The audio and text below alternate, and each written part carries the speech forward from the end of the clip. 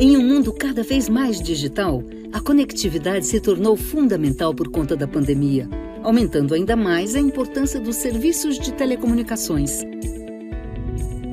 Muito mais que uma mudança de geração tecnológica, o 5G vai tornar viável as mais diferentes e infinitas possibilidades de soluções e negócios, além de acelerar o desenvolvimento digital do país. A projeção é de que o 5G será a geração de telefonia celular com crescimento mais rápido na história, trazendo inúmeros benefícios para as pessoas, enormes ganhos de produtividade por meio da automação de processos e, claro, a expansão da internet das coisas.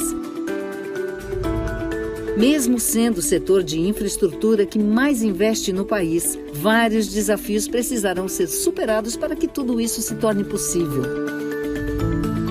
É necessário ter regras claras que privilegiem a expansão das áreas de cobertura, serviços e o atendimento da população. Para a implementação do 5G, será necessário um número de 5 a 10 vezes maior de antenas que as tecnologias anteriores. O problema é que existem leis municipais que dificultam a instalação de infraestrutura e tornam o processo extremamente demorado. É preciso evoluir na modernização da legislação municipal. Além disso, a carga tributária também precisa passar por uma reforma ampla para que esteja mais em linha com a importância das telecomunicações para o país. O caminho não será fácil, mas é preciso que exista um trabalho em equipe para que juntos possamos concretizar mais essa etapa de desenvolvimento e conectividade do Brasil. O 5G é a nova conexão do Brasil com o futuro.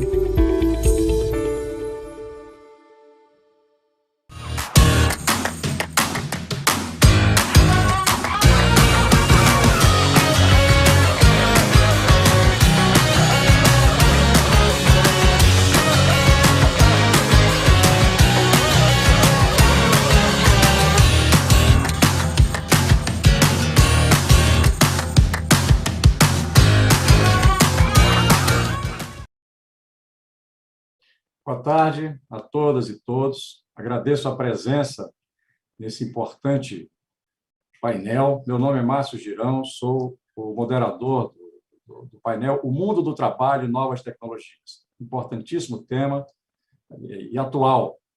A necessidade de capacitação e aperfeiçoamento profissional diante das novas realidades tecnológicas.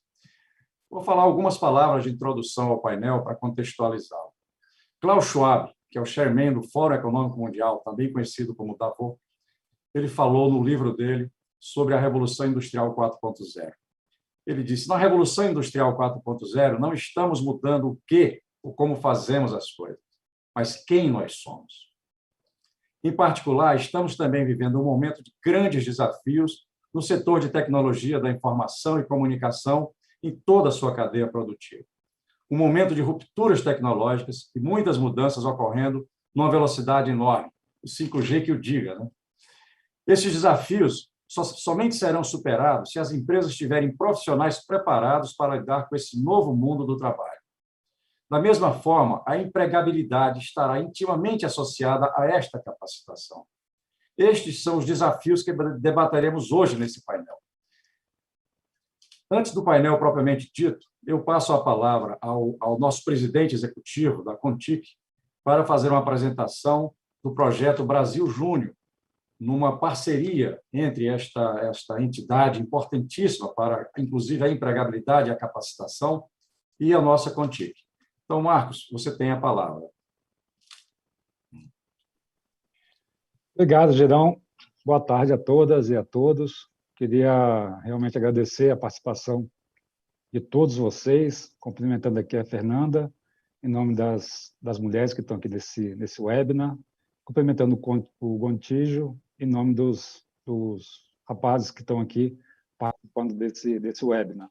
Também cumprimentar a professora Sônia, uma parceira de longa data, com a qual nós estamos trabalhando junto com o CONIF. Bom, o número de representantes aqui, Gerão, já diz a importância do tema, né? Capacitação, empreendedorismo, formação de mão de obra e capacitação para a economia do futuro. Hoje nós temos a honra de celebrar mais uma parceria com esse objetivo. Nós já temos uma parceria com o TIC, né, que eu já comentei agora há pouco, com o qual teremos duas ações nesse painel Telebrasil, que são os cursos de tecnologia, que começam a ser oferecidos amanhã, e também o edital de chamada de projetos para soluções tecnológicas de alunos e professores da Rede Federal de Ensino.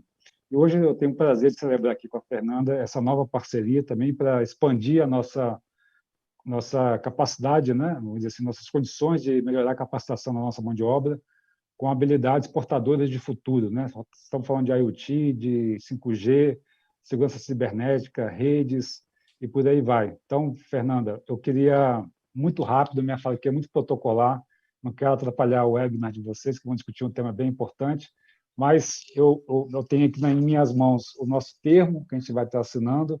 Então, eu vou assinar aqui agora, ao vivo, Girão, para que possamos dar sequência a essa parceria. Estou aqui assinado o nosso termo de cooperação técnica com o TIC e Brasil Júnior. Com muito prazer, nós iremos fazer um grande trabalho aí, Sônia, também juntando com o CONIF e com os institutos federais. Sem dúvida alguma, estamos no caminho certo de buscar parceiros para contribuir para a formação de mão de obra focada no futuro, focada na economia digital. Então, sendo bem breve, eu passo agora a palavra para a Fernanda, fazer as suas considerações e também assinar o termo de cooperação. Depois a gente troca os papéis e aí cada um assina um do outro, para ficar tudo bonitinho assinado. Primeiramente, muito obrigada pelo convite de estar presente aqui com todos vocês. Está sendo uma honra falar sobre um assunto tão importante e também estar podendo assinar esse protocolo de parceria que nós estamos firmando. É muito bom encontrar e ter o apoio de organizações que acreditam no potencial da juventude. A gente sabe o quanto a juventude no Brasil, principalmente se mobilizada na intenção correta, na direção correta, ela é capaz de promover mudanças. E principalmente uma juventude que está mergulhada nas novas tecnologias e que tem um potencial muito grande para desenvolver as habilidades, competências necessárias ao mercado. Nós temos um mercado que demanda cada vez mais essa transformação digital, que demanda essa absorção de novas tecnologias. Eu acredito que junto essas duas organizações tem um potencial muito grande de a Brasil Júnior ajudar a formar essa juventude para entregar os melhores profissionais de trabalho, do mesmo jeito que vocês conseguem direcionar quais são as principais necessidades para que juntos a gente consiga fortalecer ambos os lados e, querendo ou não, alavancar o nosso país. Então, o prazer é todo meu de estar aqui com vocês. Também estou aqui com o meu parte do protocolo, então depois a gente vai fazer essa troca, mas assino aqui firmando essa parceria que eu sei que tem muito potencial para trabalharmos juntos. Então, tá aqui também, assinada. Muito obrigada, gente, e vocês verão mais projetos juntos pela frente, com toda certeza. Bem, Gidão, com você agora. Ok. Bem, Fernanda, nós acreditamos na juventude, mas vocês têm que acreditar no Brasil, no futuro desse país, porque ele pertence a vocês. Nós estamos unindo hoje aqui a maturidade com a juventude, que isso é muito importante também, né? A força de vontade, a startup que a juventude traz e o conhecimento, né? A sabedoria dos mais velhos, né? Isso é a união fundamental que vai alavancar o nosso país. Bem, antes de passar às apresentações propriamente ditas, eu vou apresentar os nossos excelentes painelistas que estão presentes aqui hoje. Tem a Sônia, presidente da CONIF, do CONIF, né? Eu sempre penso que é do Conselho, que está aqui presente. A Fernanda Ribeiro Gomes Amorim, presidente executiva do Brasil Júnior, que já falou, né? O Bruno Zitnik, que é Government and Public Affairs Director da Highway. José Gontijo, um velho amigo, diretor de Ciência, Tecnologia e Inovação Digital na Secretaria de Empreendedorismo e Inovação do Ministério de Ciência, Tecnologia e Inovações. Ariane Vieira, diretora de Gestão do Capital Humano da Oi. Interessante essa diretoria, eu não sabia que isso existia. Ana Paula Rodrigues Marques de Oliveira, vice-presidente de Gente da Algar Telecom, também uma outra diretoria com um nome interessante. Fernando Luciano, diretor de Talentos da Vivo. Eu acho que o pessoal de telecomunicações tem umas diretorias bem focadas, né? Giacomo Straza, italiano, recente no Brasil, 2 anos, mas já falando um bom português, né? Head of HR, Development, Education and Inclusion Management, da TIM. Mediador, esse que vos fala, e o convidado, Marcos Ferrari. Ok? Então, vamos. A primeira rodada será de falas iniciais, para que os participantes possam trazer suas principais considerações sobre o tema, antes de abrirmos para um debate mais livre, em que eu vou fazer algumas perguntas. Então, eu vou começar com a Sônia Fernandes. Fernanda, eu não sei se você queria falar mais alguma coisa. Então, não, pode prosseguir. Eu vou estar continuando batendo esse papo mais tarde. Ok, vou prosseguir. Então, vou passar a palavra para a Sônia Fernandes, né, da CONIF, para as suas considerações. Tem 10 minutos, Sônia. Ok, obrigada, Girão. Então, boa tarde novamente a todos e todas. Em seu nome, representando a maturidade, a experiência acumulada, represento todos os maduros deste encontro, me permita usar essa expressão, e a Fernanda Amorim, não é? Representando a juventude, não é? Essa geração bela, ou essa etapa geracional, que também faz, não é? Ao mundo, né? A vida que quer enfrentar, ter medo, sim, mas o medo não ser uma ferramenta para desistir, né, Fernanda? Então, em nome da Fernanda e do Girão, represento cumprimento, né, a todos e todas aqui participantes desse processo, tanto dessa sala quanto dos que nos acompanham, né, nos outros espaços, e dizer que essa junção, esta relação entre aqueles que já têm um saber acumulado e aqueles que estão em processo de acumulação, e também os que têm, não significam estarmos prontos e acabados, é um belo vir a ser, né? É muito bom e é com muita alegria, então, que nós estamos aqui, né? Com todos os que foram nominados aqui pelo nosso mediador, por essa representação das dimensões geracionais da vida, né? E dizer que gostaria de destacar, em nome do CONIF, do nosso Conselho Nacional das Instituições da Rede Federal de Educação Profissional, Científica e Tecnológica, que congrega os 38 institutos federais, o Pedro II e os 2 Cefetes, no contexto da rede federal, dizer que é com muita alegria que estou aqui, né, para mais esse momento, mais essa parceria com a Contic, enfim, e, ao mesmo tempo, a importância, né, de destacar este painel, né, intitulado O Mundo do Trabalho e as Tecnologias, uma vez que, ao tratarmos ou nos debruçarmos sobre temas tão importantes quanto este, nos remete a pensarmos o presente, né? Olhar o passado e obviamente, perspectivarmos o futuro. Eu acho que a educação, né, quando se debruça sobre temas tão importantes que lança a mão da ciência e da tecnologia e da cultura, ela tem esse papel, né? E é nesse contexto que o CONIF, agregador da rede federal, na nossa capilaridade, né, estamos presentes em todo o território nacional, em lugares que antes não visitados, né, por instituições públicas, um ente federado como a rede federal, né, como o Estado brasileiro, no interior desse país, em lugares de comunidades quilombolas, ribeirinhas, indígenas, de educação do campo, de educação das cidades, das periferias, de jovens, de adultos, enfim, de espaços que são fundamentais à dignidade, né, humana, uma vez que, por meio da ciência, da tecnologia, dos conhecimentos historicamente acumulados, nós temos como grande tarefa a inclusão,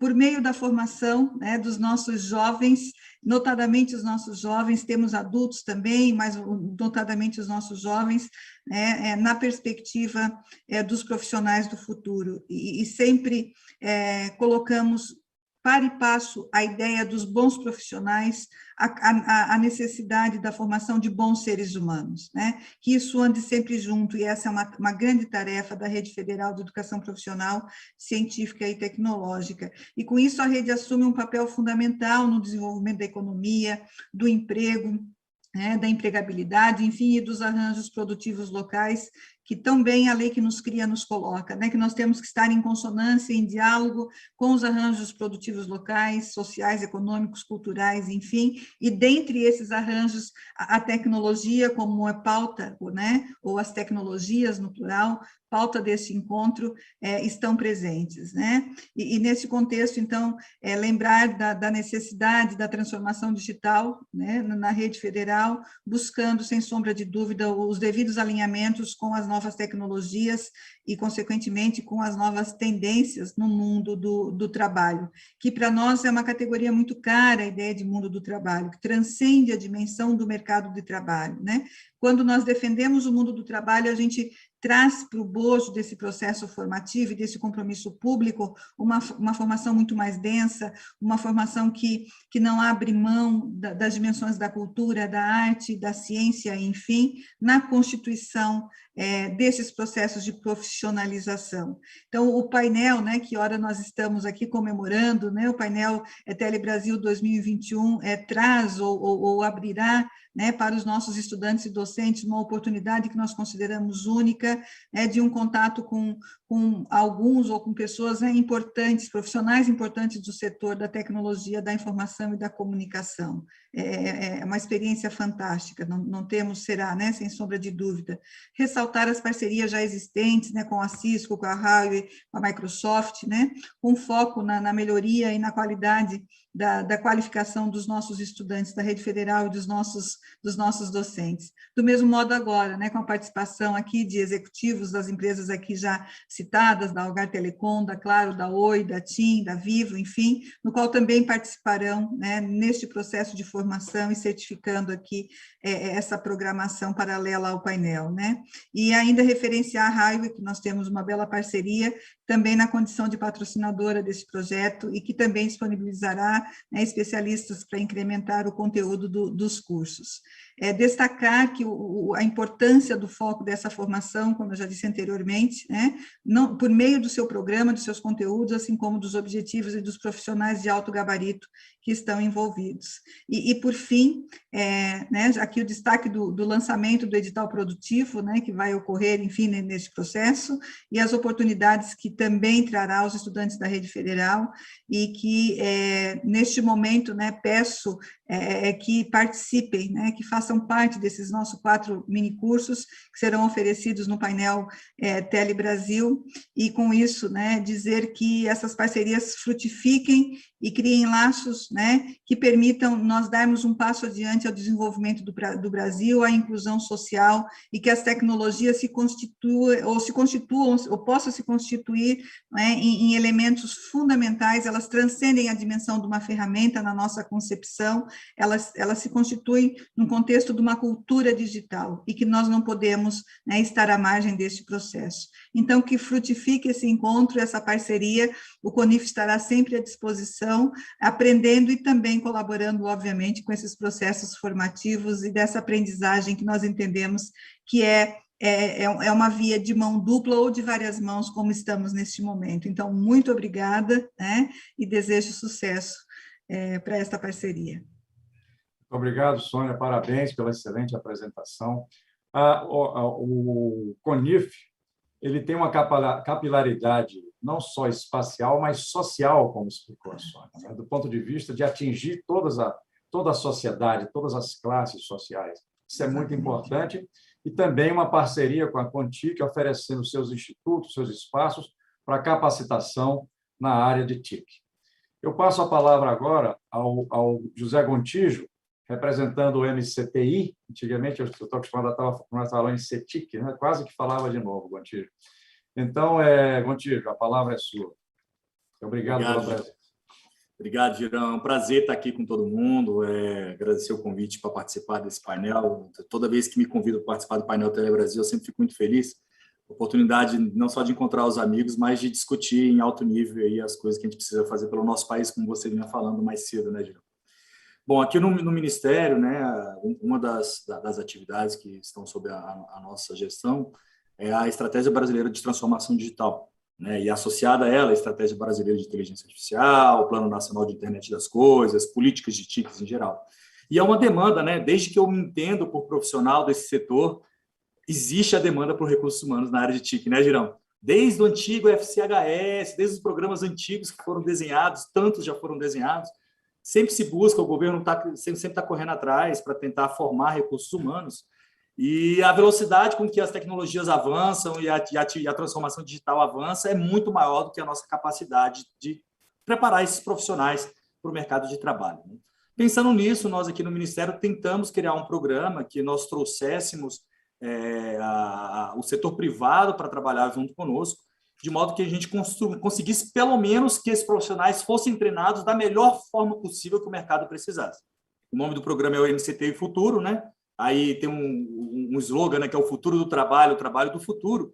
E a ideia é que a gente consiga, de fato, atuar desde o ensino básico até qualificação profissional, passando por ensino técnico, ensino superior, todos os níveis de pós-graduação, residência tecnológica, do mesmo modo que você tem residência em medicina, pensar num modelo de residência voltado para o setor de TIC, né? Não só para o desenvolvimento de software, mas também para o desenvolvimento de hardware. Pensando nisso, nós trouxemos algumas experiências exitosas, que não só no Brasil, mas que já aconteceram, que nós mapeamos, e construímos essa portaria 5156, onde nós incentivamos que as empresas beneficiárias da lei de informática ou que tenham interesse em atuar nesse setor fizessem alguma parceria com o Ministério, que a gente pudesse, de alguma forma, trabalhar juntos em prol da formação desse recursos humanos.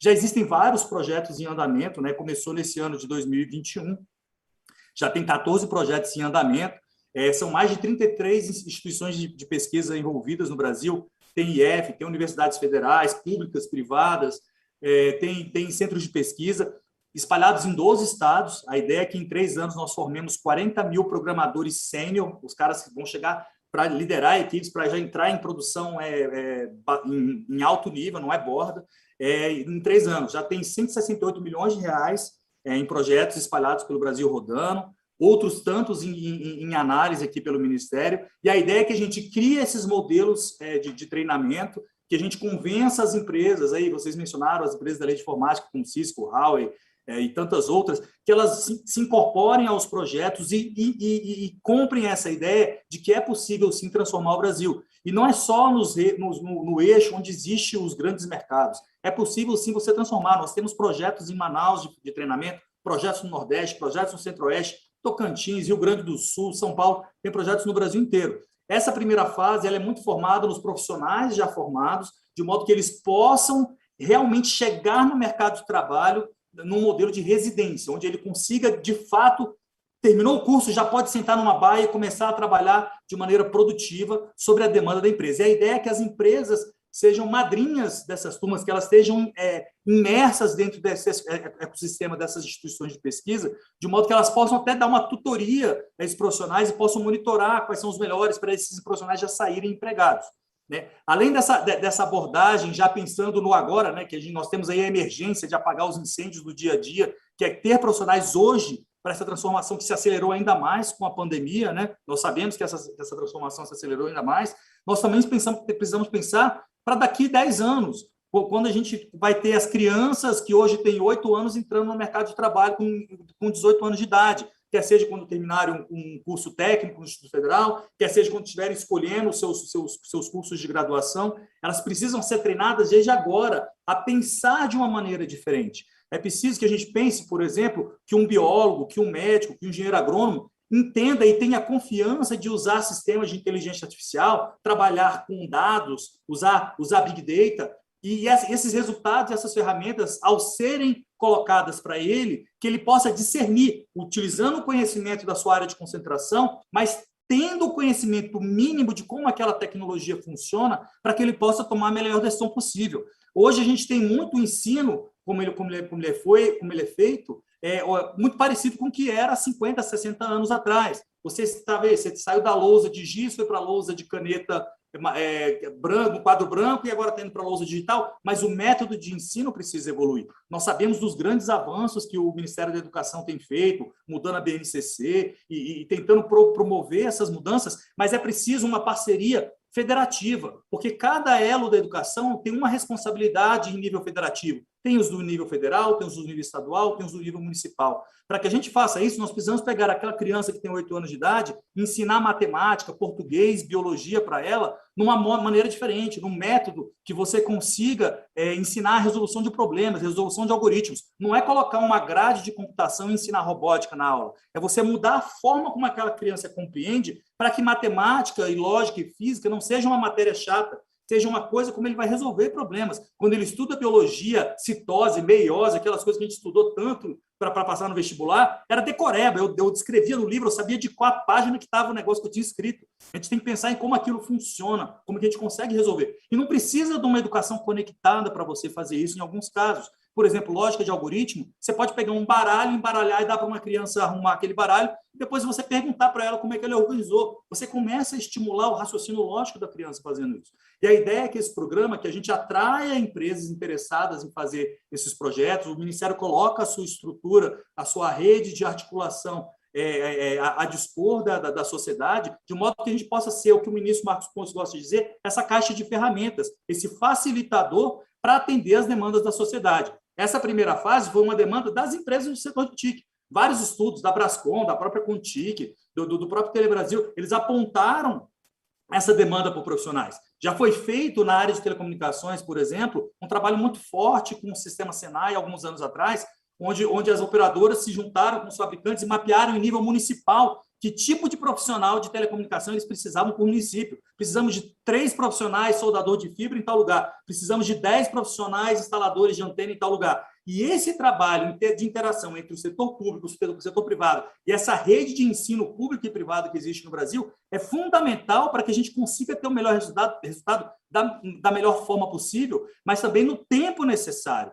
De cada ano que passa, nós perdemos um ano para que não só o de hoje esteja preparado, mas esse profissional que daqui 10 anos vai estar entrando no mercado de trabalho esteja preparado. E a ideia desse programa MCTI Futuro é isso, é dialogar com a sociedade, dialogar com as empresas e, de fato, botar a mão na massa do que realmente precisa ser feito. E a gente coloca o Ministério à disposição de todos os atores para a gente possa dialogar e possa promover essas ações. Obrigado, Girão. Perfeito. Muito obrigado, Gontijo. Eu acho que você tocou num ponto muito importante, mas antes eu queria fazer uma observação. Eu queria parabenizar o ministro Marcos Pontes, que veio de uma escola que é referência na tecnologia no país, né, do ITA, né, e que tem feito um trabalho excelente junto com você e outras pessoas que eu conheci a equipe do MCTIC quando eu estava na FINEP, fui diretor da FINEP durante um tempo, e tive a felicidade de conhecer uma equipe de primeiríssima linha, que é do nosso Ministério de Ciência e Tecnologia, onde o Gontijo é um dos seus representantes. Você tocou num ponto importante, que a gente, quando fala de capacitação, pensa muito em capacitação digital, pensa muito nas empresas de TIC. Essas que estão aqui, nossas empresas de informática, mas essa capacitação é diferente da que você está tratando, porque a nossa capacitação é para a gente desenvolver tecnologia e gerar riqueza com o desenvolvimento de tecnologia soberana no país, é a nossa soberania. A outra capacitação é da sociedade, para poder usar essas tecnologias e aumentar sua produtividade nas empresas, a sua produtividade pessoal, sua eficiência e assim por diante. Então, são capacitações distintas e eu entendo que o MCTI Futuro trata desse segundo item com muito carinho, né? Então, esse é um trabalho que também dentro da Contic, junto com a Conif e agora com o Brasil Júnior, nós queremos trabalhar. Quer dizer, lógico, a nossa capacitação das nossas empresas. Agora, a palavra digital, que é o nosso negócio, né? Ela é uma palavra que sofreu 3 denominações. Eu vou perder um tempinho nisso só porque eu acho que é importante contextualizar. Quando você fala em digitização é você transformar o analógico no digital. Uma pessoa tira sua foto, você se transforma em pontos, em itens binários, né? Então, você digitalizou o analógico. Quando você fala em digitalização, você transforma processo. O banco, por exemplo, a sua agência bancária, em vez de ser uma agência física, vira uma agência virtual. E o que é a transformação tecnológica, onde o MCTI tem uma estratégia nacional? A transformação digital, ela é a disrupção, ela é um novo negócio. É o Open Banking, é o Uber, né? E outros exemplos onde você cria um novo tipo de negócio, é o iPad, quando foi lançado, uma nova forma de ler, de trabalhar. Então, esses 3 itens são o cerne do nosso trabalho, né, das nossas empresas. Eu queria fazer só um reparo inicial, porque já me sinalizaram que eu não me apresentei. apenas disse meu nome. Então, eu presido a diretoria colegiada da CONTIC. Tá? A partir desse ano, nós fazemos um rodízio anual entre as 3 federações que compõem a CONTIC, e agora é a vez da FENAINFRA. Então, agora eu passo a palavra ao Bruno Zipnik, da Highway. Bruno, com você. Obrigado, Girão. Boa tarde a todos e também àqueles que nos assistem hoje. Agradeço a oportunidade aqui de mostrar o que a Huawei vem fazendo também na capacitação de talentos, né, para o nosso mercado TIC. Eu preparei aqui uma apresentação bem sucinta, somente 8 slides, e eu vou compartilhar agora com vocês.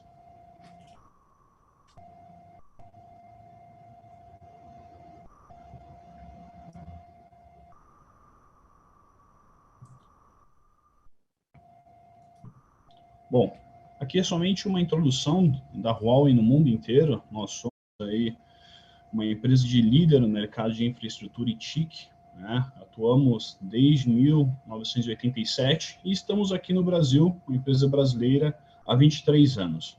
Atuamos em 170 países e o que chama a atenção, dos 197 mil colaboradores que a Huawei possui, 105 mil são focados em pesquisa e desenvolvimento. E isso nos traz alguns números e também nos enche de orgulho, como, por exemplo, a Huawei, nos últimos 5 anos, é a empresa que mais aplica patente, né? É a 6ª empresa mais inovadora do mundo e tem seus investimentos aí na casa dos 90 bilhões nos últimos 10 anos. Somente para vocês terem uma ideia dessa escala de investimento, somente no ano passado, nós investimos 21,7 bilhões em questão de pesquisa e desenvolvimento. E para que isso? Para que a Huawei consiga desenvolver os melhores produtos do mercado, e aí é o que nós acompanhamos também, a aplicação em todos os mercados possíveis e soluções também, desde um data center, de uma solução em cloud, como também nós podemos ver soluções 5G. E aí, qual que é o motivo que nós focamos na questão de formação de talento aqui no Brasil? Bom, basicamente relacionado ao crescimento econômico. Nós fizemos algumas divisões e temos algumas camadas que nós precisamos atuar para que consiga fomentar esse mercado e também suportar esse mercado. E eu não falo isso futuramente. O Montijo ele mencionou muito bem alguns estudos em que já aponta um gap de mão de obra no nosso setor. Desde 2019, nós temos um gap aí de 250 mil pessoas no mercado TIC, isso podendo aumentar até 2024 a 500 mil pessoas. Então, visando isso, nós entendemos que nossa visão e objetivo é que os cidadãos eles se tornarão digitais. E também os setores industriais, né? Em suas diferentes vertentes, desde educação, saúde, finança, agricultura, e isso gera uma demanda, né? Uma demanda do consumidor, a demanda de negócio, também a demanda do governo. E para que isso, a Huawei possui plataformas e tecnologia para atender essa demanda, né? Ela fornece diretamente a solução para as operadoras e para as empresas que atuam aqui no Brasil. Quando nós vamos para a parte de talento, que é um fornecimento indireto, aí é que nós vemos a mão de obra que depende de um acréscimo. E a Huawei ela faz esse tipo de iniciativa aqui no Brasil. Algumas iniciativas que nós chamamos dentro do programa de formação de talentos no Brasil, não só no Brasil, esse é um programa mundial, nós já fizemos parcerias com mais de 90 academias aqui no Brasil através do programa ICT Academy, no qual nós já conseguimos formar mais de 30 mil pessoas nos últimos 5 anos, e a nossa meta é formar mais de 40 mil pessoas nos próximos 5 anos. Com isso, nós entendemos que, com essa formação, nós conseguimos inserir essas pessoas no mercado de trabalho, um nível de certificação reconhecido no mercado local e também no mercado internacional. Entre outras cooperações também, né? Investimentos em P&D com as universidades, instituições de ensino, cooperação com a indústria e também o suporte com a sociedade brasileira, através de Open Class, programas como StorySign, programas focados na população denominada pelo governo NEM, que hoje está na casa de 14 milhões de pessoas, entre outros programas que nós possuímos. Adentrando um pouquinho mais aqui no ecossistema de talentos, nós temos uma jornada. No primeiro é o cultivo de talentos, né, através da da formação de parceria com as instituições de ensino. Nós temos atualmente, em 2021, 11 mil estudantes em treinamentos, já formado nesse ano 6 mil pessoas. Nós partimos aí para o segundo ponto, que é o P&D na sua aplicação. Possuímos mais de 10 projetos com universidades e instituições, fomentando a pesquisa e desenvolvimento no Brasil através da Lei da Informática. Somente ano passado nós investimos 40 milhões de reais para esse tipo de desenvolvimento, instigando que os alunos consigam desenvolver e resolver problemas das verticais industriais. E aí sim, em parceria também criação de laboratórios, desde laboratórios em parceria com essas empresas, instituições que fazem parte da ICT Academy, também como laboratórios focados em Fiber to the Home, ou seja, a estruturação de fibra ótica para levar banda larga fixa para a casa das pessoas e futuramente também servir de arcabouço na construção da rede 5G pelas operadoras. E, por fim, também feira de negócios, de emprego, para inserir essas pessoas formadas no mercado de trabalho. Nós entendemos que esse é o fechamento do ciclo, né? Conseguir formar essas pessoas, diminuir o gap no mercado de trabalho, inserindo elas, atuando com nossas parceiras, entre outras empresas que também trabalham no mercado TIC. E alguns programas que nós fazemos no Brasil, Seeds for the Future é um programa que todo ano acontece no mundo inteiro. Ano passado esse foi um programa virtual, esse ano ele se repete com mais de 80 vagas abertas para que estudantes da área TIC conheçam como é que funciona toda uma empresa multinacional, tenham essa experiência na prática, consiga conversar com desenvolvedores da matriz da Huawei na China, tenha uma troca de experiência e também uma troca cultural com outras pessoas de outros países, para também se adaptar e entender como é que ela vai encontrar um mercado de trabalho. Temos também o Open Class, são aulas de 1 hora de duração, gratuitamente, fica disponível no canal do YouTube da Huawei, abordando diversos tópicos como inteligência artificial, cloud, 5G, energia solar, entre outros. E também algumas competições que trazem as universidades a participarem de hackathons, nível Brasil, América Latina e também ao nível mundial, competindo com outros países. Ou seja, este é o nosso incentivo para fomentar o talento e ao mercado de trabalho também. E aqui alguns exemplos de laboratório que nós já criamos no Brasil com diferentes instituições, como o Inatel, a UFES, o UFC, o Senai do Espírito Santo, o Uniswan, o Instituto Federal do Ceará, entre todos os parceiros que atuam juntamente com a Huawei no Brasil. E o P&D na prática, como é que a gente consegue aplicar a pesquisa e desenvolvimento no Brasil? Resolvendo problemas nas verticais industriais, como, por exemplo, na área de manufatura, utilizando inteligência artificial e cloud, na área do agronegócio, ou seja, a agricultura 4.0, utilizando a inteligência artificial, o cloud e também a conectividade, seja ela 4G, 5G, na área de mineração e também na área de varejo. Esses são alguns exemplos que nós atualizamos, estamos realizando aqui no Brasil com as instituições. Nós acreditamos que a mão de obra que nós temos no Brasil é suficiente para atender a demanda. Nós só temos que suportar na formação dessas pessoas para entrar no mercado de trabalho.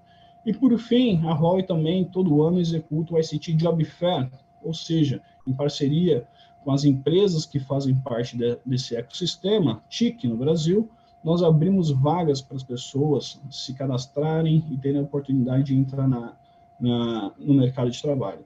Esse ano, essa feira ela acontece em novembro, no qual nosso intuito é aumentar a gama de empresas para assim fomentar o trabalho. Então, com isso, eu encerro aqui, Girão, todo o plano que a Huawei faz e executa com maestria e também sempre buscando parceria, seja ela com o governo, com as empresas privadas e também com as instituições de ensino para fomentar. A Huawei, né? Por essas iniciativas, formando quase 80 mil brasileiros nos próximos 5 anos, já tendo formado quase metade disso. Então, e também fazendo transferência tecnológica, desenvolvendo tecnologia no país. Esse é o papel que nos interessa nas empresas que vêm ao Brasil, né, contribuir. Lógico, atingir, resolver, fazer seus negócios, mas também trazer oportunidades de negócio para os brasileiros e desenvolver o nosso país. Eu acho que você deu uma demonstração de que a Highway está integrada dentro desse processo. Parabéns, então. Eu passo a palavra agora a Ariane Vieira, falar um pouco da Oi, né, Ariane? Também tem... Ariane, agora são 5 minutos para cada um, ok? Obrigada. Boa tarde, pessoal. Primeiramente, eu quero pedir desculpa pela minha voz, estou me recuperando de um resfriado forte, mas está dando. Bom, pessoal, boa tarde. Como foi dito, eu sou a Ariane, diretora de Gestão de Capital Humano na Oi, responsável, dentre vários temas, pela atração e também a capacitação dos nossos colaboradores, né, que engloba tanto frentes de negócio quanto frente de tecnologia, né, que é o nosso foco hoje aqui. E assim como demais empresas, né, e tudo que foi falado até agora, a gente tem um grande desafio de conseguir desenvolver e atrair esses profissionais com esses skills tão escassos e que a gente, junto agora nessa força-tarefa, a gente precisa trabalhar. Bom, eu gosto sempre de trazer uma fala aqui, de duas falas, na verdade, né, de Thomas Frey, da Vinte Instituto, lá dos Estados Unidos. Ele é um futurista, né, um autor americano, e ele diz que 60% das profissões dos próximos 10 anos sequer ainda foram criadas. Então, e a Marta Gabriel também, ela traz aqui numa das suas palestras de inovação, ela disse que a tecnologia, majoritariamente, ela não elimina profissões. Em 140 anos, ela criou mais do que destruiu. Então, qual que é o nosso grande desafio aqui? Nosso grande desafio como governo, como iniciativa privada, como educação, é a gente trabalhar na requalificação contínua, né, da população, dessas pessoas, dos nossos empregados, no meu caso. E a Oi, ela tem esse desafio constante, né, com os nossos líderes. A gente tem uma universidade, que é a Universidade Oi Educa, que tem um foco exclusivo em trabalhar tanto na qualificação, né, no reskilling, no upskilling dos nossos colaboradores de negócio, mas o grande desafio está realmente em tecnologia. Então, a gente tem investido, a gente tem trazido esses conteúdos disponibilizados para os colaboradores através de trilhas, através de webinars, através de webtechs, para a gente poder realmente tentar fazer a nossa parte, mas tudo que foi falado aqui hoje, até agora, né, e eu sei que eu vou ouvir muito mais, do Bruno, do José Gontijo, foram músicas para o meu ouvido, né? Então, já fiz várias anotações para a gente poder prosseguir em algumas conversas. Então, vai ser muito proveitoso. Se acabasse agora, eu já teria vários insights aqui. Então, muito obrigada e vamos estar juntos aí ao resto da tarde. Obrigado, Ariane. Realmente, a Oi também é uma referência no país, né, em investimentos, a Oi Futuro e outros projetos importantes, né? Então, eu agradeço a sua apresentação, excelente. Passo a palavra agora para a Ana Paula Oliveira, da Algar. Mineira, não? Mineira, sim, Márcio. Muito obrigada aí pelo convite aí da Tele Brasil. Boa tarde a todos, é um prazer estar aqui com vocês para falar sobre um tema tão aí caloroso, principalmente para quem lida aí com gente, como aqui é o nosso caso. Bom, gente, acho que já foi falado aqui bastante sobre a questão do mundo, né, que nós estamos vivendo, transformação digital, pós-pandemia, né, um mundo que, se antes a gente falava de VUCA, agora já falam de BANI, quer dizer, o que a gente sabe é que é um mundo cada vez mais dinâmico, mais flexível, e que a gente precisa, como a Ariane falou, se requalificar realmente para ele, né? Hoje a gente percebe que a educação, mais do que nunca, ela, tanto no offline como no online, é um processo contínuo, não é mais aquela coisa que eu aprendi e agora só vou trabalhar, então nós temos que estar voltados também para isso. E eu queria falar rapidinho um pouco sobre esse perfil desse profissional que a gente vem buscando, né, que a gente está falando muito aqui, né, e eu queria só, antes de falar um pouco das nossas ações, nós vemos que cada vez mais, gente, esse perfil de profissional que a gente busca, seja ele, inclusive, até no seu início aí de profissão, é um profissional ambidestro. Gosto muito dessa classificação, porque ambidestro em que sentido? Né? Um profissional que, ao mesmo tempo, consegue atuar no mundo tradicional, mas já começa a trabalhar também com um mundo novo. Hoje a gente vive muito isso nas nossas operações. A gente precisa lidar com curto prazo, mas não pode deixar de lado a inovação. é um profissional que tem que ter as suas hard skills, as suas formações técnicas, mas que tem que ter também a formação soft skill, o lado comportamental é fortíssimo hoje. Então, esse é um profissional que se torna realmente cada vez mais qualificado e é um desafio para as empresas conseguir fazer isso, né? Conseguir atrair. O que hoje nós temos feito muito aqui na Algar, né? Primeiro, começamos um trabalho muito forte de marca empregadora. Acho que a Fernanda citou bem, né? Realmente esses jovens, eles estão aí, têm um potencial enorme, mas nós, como empresas, nós também precisamos nos colocar para esse jovem, como um espaço para que ele possa se desenvolver, né? A gente precisa mostrar como que nós vamos agregar valor, porque hoje esses jovens, eles não querem também, simplesmente por um emprego, eles querem ter uma experiência, eles querem viver um propósito. Então, a gente tem investido muito nisso, né? De colocar Algar como essa marca empregadora, até na linguagem, mudando linguagem, como é que eu converso com esse público, nas redes sociais, né? É importante a gente fazer esse caminho.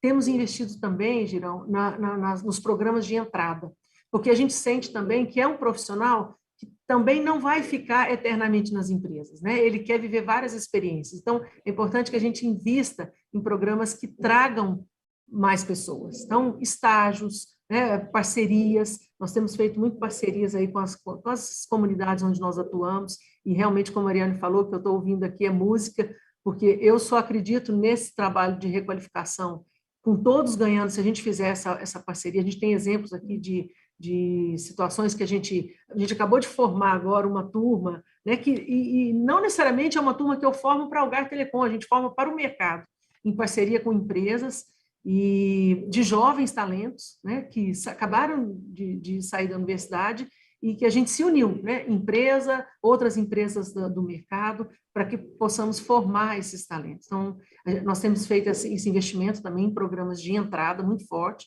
E um trabalho que eu vejo que é muito importante, até para preparar para esse novo mundo, há 3, 4 anos atrás, a gente decidiu investir muito na questão do ágil, né, do mundo ágil. Trazer isso para dentro da empresa, uma empresa que tem 67 anos, mas que entendeu que precisava fazer essa transformação.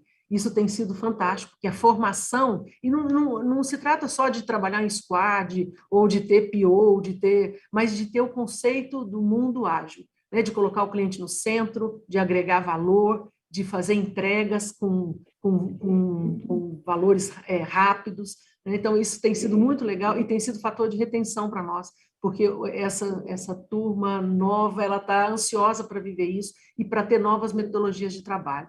Enfim, é só um início aqui para a gente esquentar o assunto. Eu acho que a gente está, na verdade, no início dessa grande transformação. Hoje nós temos um mercado global para contratar. Por que eu tenho que contratar só aqui, né? Não, hoje eu contrato no Brasil inteiro. A transformação digital me permite isso. Então, a gente está só no início e eu acredito que a gente vai ter a oportunidade de debater melhor aqui ao longo aí das perguntas. Tá? Muito obrigada. Ok, Ana Paula, muito obrigado. A Algar também é uma empresa de referência. Mande meu abraço para o Luiz Alexandre, um grande amigo. E eu acho que quando você cita o profissional ambidestro, é interessante, né? Porque ele tem o lado esquerdo e o lado direito que se unem para fazer um ser melhor. Quem sabe a gente não faz um país ambidestro, né? Que também se una a esquerda e a direita para fazer um país melhor. É o nosso sonho, né? Então, eu vou passar a palavra agora para o Fernando Luciano, da Vivo. Fernando. Obrigado, Márcio. Prazer, pessoal, estar aqui com todo mundo. Eu também sou mineiro, então conterrâneo aí, pois mais um. É muito legal ouvir o que vocês estão dizendo, né, em relação à capacitação, desenvolvimento. A Vivo, nós temos aqui uma cultura de aprendizagem muito forte. São 33 mil colaboradores de públicos diferentes, né? Nós temos lojas, campo, call center, os prédios administrativos e colocando essa cultura, né, de aprendizagem para acontecer, a gente entendeu aqui, a partir de escutas internas dos nossos colaboradores, que a gente precisava renovar a forma como a gente estava colocando as nossas iniciativas de desenvolvimento em prática. E, além de ouvir os nossos colaboradores, nós também fomos para o mercado entender o que grandes empresas, né, de tecnologia, principalmente, estavam fazendo, o que instituições de ensino renomadas, né, estavam propondo, e a gente, depois de ouvir todo mundo, a gente teve alguns insights sobre essa mudança, essa nova proposta de valor de desenvolvimento. O primeiro era conseguir compartilhar com os colaboradores o que era importante para a Vivo, né, ou para o futuro do nosso negócio. Quais seriam os temas que a gente trabalharia, ou que a gente ajudaria aí os colaboradores a se desenvolverem. Depois, ter muito forte aí a figura do colaborador como protagonista, né, do seu desenvolvimento, a partir do que era definido pela Vivo, ou seja, não só correr atrás das iniciativas que a Vivo está propondo, mas correr atrás das iniciativas que o mundo está propondo, né?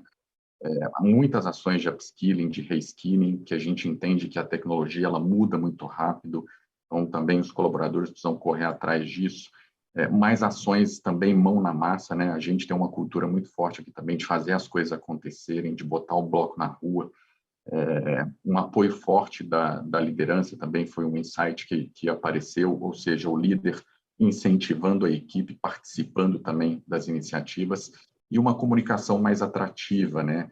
Mais direcionada, capaz de engajar a turma toda. E nesse sentido, tendo esses insights todos, a gente criou o Vivo Explore, que é o nosso hub de desenvolvimento, né, de pessoas aqui da Vivo, e a gente diz que o Vivo Explore é para explorar mesmo novas oportunidades de conhecimento, e a gente entende que esse hub ele é capaz de provocar experiências de aprendizagem muito contemporâneas que vão servir para a Vivo e para a vida dos colaboradores.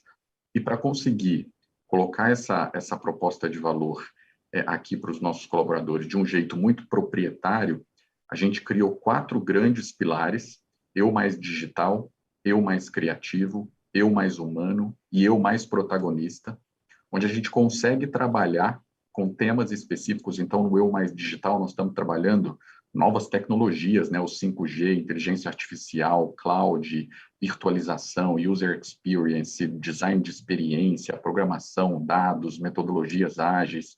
No eu mais criativo, a gente quer trabalhar curiosidade, a gente quer trabalhar criatividade, colaboração, né, comunicação, execução, agilidade, o DNA do inovador. No eu mais humano, a gente quer trabalhar consciência, né, corporal, isso é super importante, saúde mental, né, propósito também social, ambiental, os temas todos de ESG, reparação social, diversidade, equidade, né, a consciência que a empresa pode trazer para os colaboradores nesse sentido. E, por fim, no eu mais protagonista, a gente quer trabalhar muito o foco no pensamento sistêmico, sabe? Na tomada de decisão, no modo de criação versus o modo de execução, na inteligência emocional também. Resumindo, o que a gente quer com essa proposta de valor do Vivo Explore é que a gente tenha colaboradores interessados, né, por tecnologia, pelas possibilidades todas que a tecnologia abre. A gente quer aqui colaboradores que sejam capazes de colocar o seu conhecimento em movimento, gerando mais ideias, gerando mais valor para a Vivo e também para o mundo, por que não? E colaboradores que assumem aí responsabilidades, né, e fazem a diferença nas suas relações. E a gente criou um modelo operativo para colocar o Vivo Explore aí para acontecer, que funciona assim: a cada 2 meses a gente trabalha um desses pilares. Então, a gente no primeiro mês trabalhou com o eu mais criativo, então a gente botou toda a companhia para falar sobre isso, para refletir sobre isso, para aprender sobre isso. A gente geralmente traz um speaker, um convidado externo, para fazer aí o esquenta, e depois a gente tem cursos específicos nesse sentido, e a gente tem também aqui uma ação muito interessante da nossa área de desenvolvimento, que é encontrar livros, séries, filmes que tratem desses temas que a gente está discutindo, e a gente oferece isso como pílulas para os nossos colaboradores. Nós estamos tendo aqui um retorno incrível. Nós temos o Workplace by Facebook como rede social interna, e o grupo do Vivo Explore é a segunda maior comunidade que a gente tem, com feedbacks super positivos aí dos colaboradores, dos líderes da empresa como um todo. Então, só um exemplo aí que eu queria compartilhar com vocês que a gente tem feito aqui. Ok, muito obrigado, Fernando. Aliás, é interessante porque a Vivo deu um sentido mais positivo à palavra explore, né? Explore do indivíduo com ele mesmo, explore suas habilidades, E um item que você citou muito importante, que é a parte humana, humanidades, como a gente chama hoje, né? É quase uma ciência nova dentro das empresas, né? Porque nesse mundo de disrupção tecnológica, onde o emprego, a gente não sabe mais qual vai ser, quais vão ser as habilidades necessárias, se a gente vai ter isso a tempo, né? A parte humanidade, principalmente no que diz respeito a propostas sociais, é fundamental que todas as empresas hoje do país, principalmente as grandes, tenham um lado da humanidades dos seus funcionários e dos seus clientes, por que não, né? Então, parabéns por isso. Okay? Passo a palavra agora para o Giacomo Straza, da TIM, e vamos testar o seu português, né, Giacomo? Obrigado, Márcio. Bom, pessoal, muito boa tarde, obrigado. Espero que esse teste possa dar certo. Efetivamente, são quase 2 anos que estou no Brasil e espero que o sotaque não seja um problema. Vou fazer o meu melhor. Na verdade, primeiro agradecer, obrigado pelo convite. Fico muito feliz de estar aqui nesse painel, de poder apresentar a TIM nesse debate. Acho que aquilo que estou aí sendo o último a falar dos meus colegas, aquilo que estou escutando muito e que sai muito forte também desta parcerias que vocês estão promovendo é a importância do ecossistema, né? Acho que nós aqui somos todas empresas, estou falando com meus colegas das outras operadoras, que acabamos competindo muito, né, no mercado do trabalho. Mas acho que é muito claro para todos nós que afinal, o verdadeiro valor, quando o desafio é acessibilidade ao mercado do trabalho, desenvolvimento de competências, desenvolvimento do país, é aquilo de trabalhar junto, de unir esforços e de trabalhar em uma lógica de ecossistema sempre mais forte. É aquilo que a TIM está procurando fazer há alguns anos. E é aquilo que de verdade agrega valor, porque são experiências como estas que podem acelerar muito o desenvolvimento dessa competência, tentando aproximar demanda com oferta profissional. E tem muita. Eu acho que a coisa que eu estou vendo nos últimos meses, provavelmente graças também a esta aceleração digital que a pandemia trouxe, é que está muito claro, seja digamos, nas intenções das empresas, quando falamos de verticais, quando falamos de soft skill, de hard skill, o que a gente precisa é aquilo que as instituições de ensino, mundo acadêmico, também mundo da startup, têm, claro, né, como ideia e como direcionadores. Então, acho que esta é a coisa que eu enxergo como mais valiosa e que faz super parte do posicionamento estratégico da TIM também. Queria mencionar um fator que acho que talvez não foi mencionado antes, mas acredito muito que seja algo que as empresas têm um papel importante, e as diretorias de RH, né, que aqui estão super bem representadas, também tem, é aquilo de conduzir um pouco na flexibilização dos requisitos, né? Aquilo que a gente vive muito é uma história de requisitos de ensino, de requisitos de idioma, requisitos comportamentais, de conhecimento básicos, que às vezes ficam um pouco anacronísticos. E entender que diversidade, em todos os aspectos, seja eles, digamos, aqueles mais tradicionais dos pilares de diversidade, seja naquele mais de experiência, de conhecimento, é riqueza. Falar hoje de inteligência artificial por um profissional como o José colocou, por um profissional, por um biólogo, por uma pessoa que está estudando letra, é algo ou um experto, um especialista de diversidade, é algo que pode fazer a diferença, é algo que precisamos, e é algo que, digamos, supera um pouco as fronteiras mais tradicionais, né, do acesso ao mundo do trabalho versus conhecimento técnico. Então, acho que esse é um ponto muito importante, onde as empresas têm esse papel. E, por fim, eu acho que gostei muito da colocação do Fernando, quando fala de protagonismo, né? Quando fala de engajamento. Óbvio que todas as empresas, com certeza a TIM tem esse desafio, além de atrair e trabalhar para o desenvolvimento das competências no acesso do mercado do trabalho, a gente tem que gerenciar nossos colaboradores. a gente tem uma tarefa, uma responsabilidade muito grande na acompanhar a evolução das competências dos nossos colaboradores. Quando falamos de programas de upskilling e de reskilling, também a Ariane mencionou, acho que é algo que está muito dentro dos planos estratégicos das diretorias de RH. Nós, por exemplo, na TIM, nesses 2 anos, até final de 2023, temos uma importante jornada para a migração de toda a nossa infraestrutura no cloud. E quando você enfrenta esses processos, você tem a responsabilidade de, além de acompanhar a evolução do conhecimento das pessoas, deixar elas muito protagonistas, deixar elas muito engajadas e conseguir explicar por que um departamento de TI de mais de 400 pessoas tem que mudar de cara de um ano para outro, e de fazer entender como esta trajetória é uma grande oportunidade de desenvolvimento, não é nada de ter medo, mas precisa do engajamento de todos. O engajamento, ele não vem sozinho, é difícil, então eu acho que é um papel muito importante que nós, como empresa, temos na sociedade.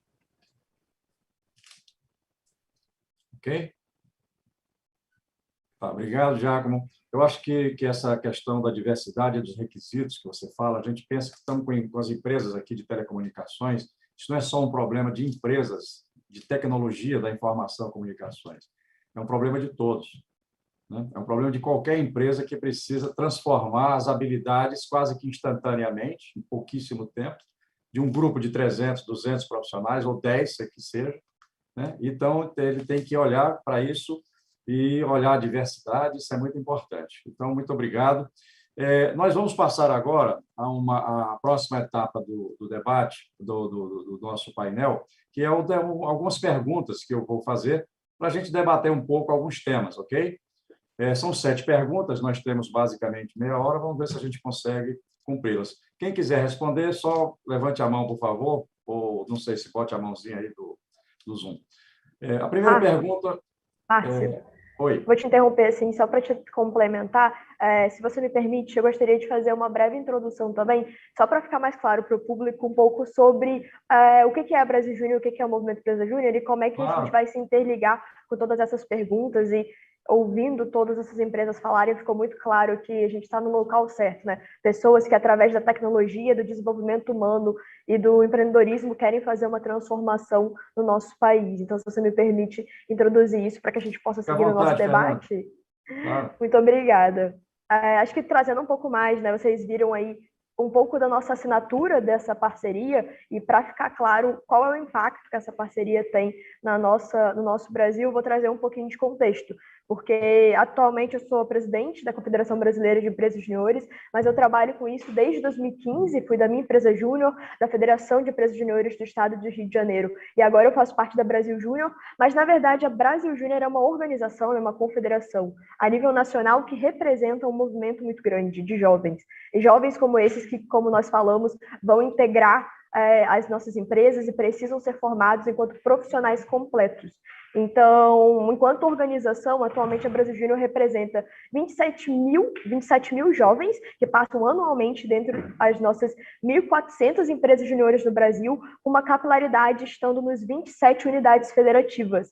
Então, e essas empresas juniores, elas são formadas integralmente por alunos, estão vinculadas dentro das instituições de ensino superior. A própria Sônia estava falando do CONIF, então os próprios institutos federais, por exemplo, têm muitas dessas empresas juniores, e esses alunos, eles fazem projetos, as empresas juniores têm CNPJ e eles entregam projetos para a sociedade. E esses projetos, eles fazem com que as empresas juniores não só contribuam com a economia, então em 2019 nós movimentamos 45 milhões de reais, em 2020, mesmo com a pandemia, continuamos crescendo e movimentamos 49 milhões de reais, e para esse ano nós estamos já próximos de atingir a marca dos 50 milhões, ainda em setembro, com previsão de 75 milhões até o final do ano. Então, esse crescimento, mesmo num cenário pandêmico, ele é muito reflexo disso tudo que vocês falaram, né? Que é muito importante que a gente tenha. Então, tanto um compromisso com a educação empreendedora da juventude, para a gente continuar formando pessoas melhores para termos esses profissionais, mas também essa capacidade adaptativa do jovem e das empresas juniores, né? Que a partir da transformação tecnológica, da digitalização dos seus serviços e da reinvenção dos seus modelos de negócios, continuaram crescendo. Então, esse aluno, esse jovem que passa por uma empresa júnior, ele se forma como um profissional mais comprometido e capaz de forma integral, de forma completa. Não só das habilidades técnicas do seu curso, porque ele ganha isso no desenvolvimento dos projetos que ele entrega, mas também essas soft skills, né, que o mercado também pede muito. Então, as habilidades socioemocionais, as habilidades comportamentais. Então, por isso que nós somos procurados também por muitas empresas juniores que acabam investindo na Brasil Júnior e no movimento como um todo. Inclusive, essa parceria é exatamente fruto disso, porque acreditam não só, por exemplo, no desenvolvimento dessa juventude que irá impactar o país. Então, o Brasil vive aí um bônus demográfico que precisa ser aproveitado, mas não só nessa mina de talentos que o Movimento Empresa Júnior tem, dessa juventude que vai gerar um impacto dentro das empresas, mas também um próprio trabalho de employer branding. Então, por exemplo, nós temos como mantenedores Bradesco, Ambev, Cicobi, Suzano, Grupo Móvel. Então, nós temos várias empresas que entendem a importância de capacitar o jovem para o impacto que a gente vai gerar no futuro, mas também o próprio employer branding dessas empresas, que acaba se fortalecendo quando a gente prepara esse jovem com as tecnologias necessárias, com as habilidades necessárias, e aí a gente consegue fazer uma inserção muito melhor dentro do mercado de trabalho. E, a partir disso, também gerar outros projetos em conjunto. Então, as próprias empresas juniores, elas conseguem trabalhar também com inovação aberta, Open Innovation. O próprio Bruno falou um pouco sobre transferência de tecnologia, então, está dentro das universidades, que são polos de tecnologia do Brasil, acabam fazendo todo esse trabalho, essa ponte, né, entre mercado e universidade. Projetos como o MESD Mais Inclusivo, quando a gente olha não só para a juventude de forma ampla dentro das nossas universidades, mas para os grupos minorizados que precisam ser potencializados. Então, nós temos aí pessoas de baixa renda, grupos, algumas certas raças e etnias, o gênero feminino também, que a gente precisa apostar em mais lideranças femininas para estar aqui num painel como esse, cheio de lideranças, mulheres fortes que acabam aí sendo diretoras das empresas e carregando isso. Então, acredito que é um combo de coisas que acaba sendo fortalecido pelo movimento, mas o movimento por si só, ele tem essa força, mas ela acaba sendo potencializada quando a gente está junto de empresas, associações e organizações como as que estão aqui, né? Então, como o Contic, que fez esse convite para a gente, Febratel, Conex, a própria Telebrasil, que estão firmando essa parceria, mas também essas outras empresas que estão aqui presentes e apostam no capital humano e nas tecnologias como um futuro, né? Como a formação desse profissional do futuro, que eu também acredito que me deixa aberta para que a gente possa construir mais projetos importantes em conjunto também. Então, muito obrigada, Márcio.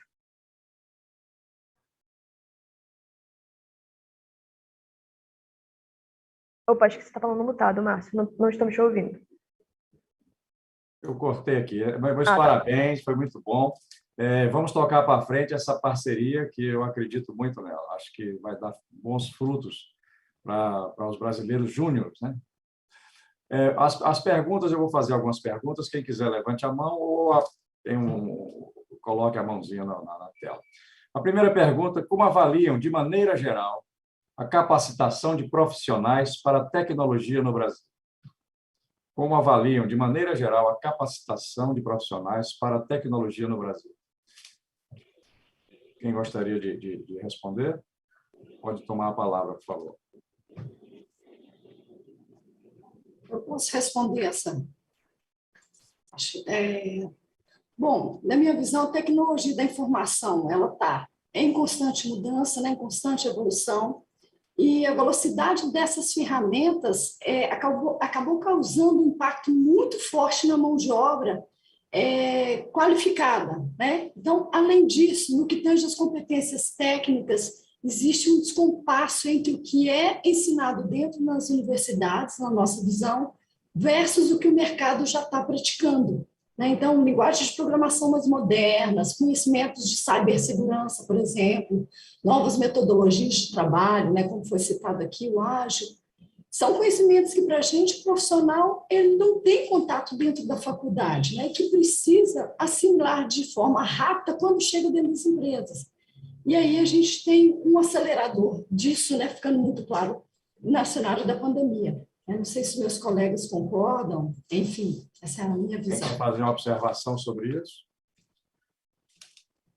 Márcio, gostaria de complementar. Oi, Bruno, desculpa, eu não vi que você tinha Não, levantado. por favor, siga em frente. Não, não. Ana Paula, vai lá, depois o Bruno complementa. Tá bom. Eu queria só complementar, eu acho que tem um ponto também, Márcio, que a gente precisa entender, que acho que, independente do profissional, até voltando um pouco lá na questão do ambidestro, né, a multidisciplinaridade vai ser muito importante para qualquer profissional. A gente falou do biólogo, que vai precisar entender também de inteligência artificial, quanto isso vai trazer de impacto.